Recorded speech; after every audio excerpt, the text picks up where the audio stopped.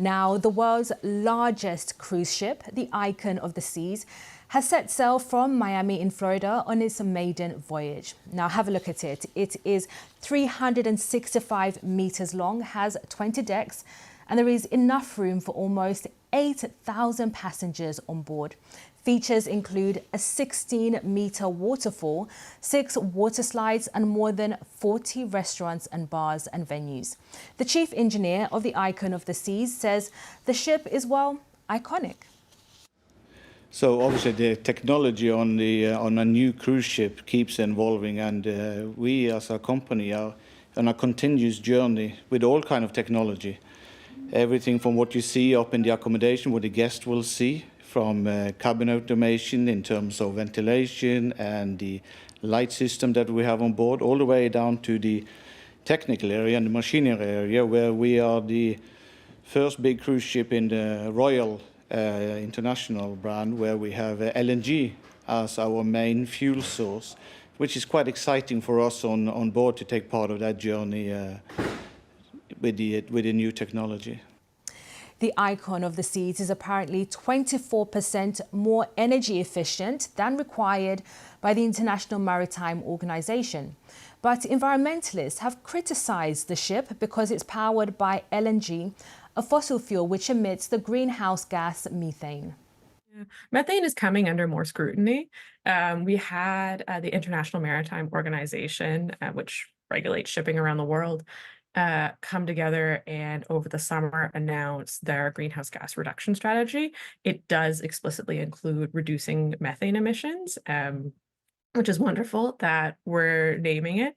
And it kind of puts the brakes on all of these LNG buildouts. You know, hopefully the Icon of the Sea will be one of the last LNG ships because methane fracking, these are not climate solutions. Well, for more on this, we're now joined by Dave Monk, an award-winning cruise writer who was recently on board the Icon of the Seas. Dave, thank you so much for joining us on BBC News. Well, this story has sparked a lot of interest around the world. It's the most read story on the BBC website. Now, we've seen the ship from the outside, we've seen those wonderful images, but what was it like on board? Well, it is incredible, as you can imagine. It's more like a floating island than a cruise ship. There are 8 separate neighborhoods, as they call them. So there's a park with 30,000 plants and trees. There's a whole family section, a huge water park, a dome with its own waterfall. So it's an incredible engineering achievement. And you mentioned a ship with neighborhoods. It seems unimaginable for a lot of people viewing.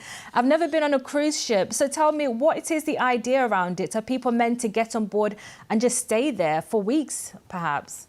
Well, you could, but of course, it's a cruise ship, so it does visit various places within the Caribbean. But there is so much to see and do and experience on board. Lots of restaurants, and there's a Wizard of Oz show, stage show, and just continual activity on board. So these neighborhoods, for example, you can walk through this park. It's very serene. There are much busier. The water park has 6 amazing slides. There's a drop slide that I went on. You can walk over the edge of the ship on a harness, which I did, 150 feet above the waves. So whatever you want to do, whether you want a peaceful holiday or activity filled, it's all on one ship. And Dave, our viewers can now actually see you, I think, ziplining over the edge of the ship. Just tell us, what was that like? I'm kind of suspended on this harness. It's like an overhead rope that's keeping me safe as I walk over the side of the ship, and then I stand on a platform which gives way, and then you're kind of zip lining back to the safety of the deck.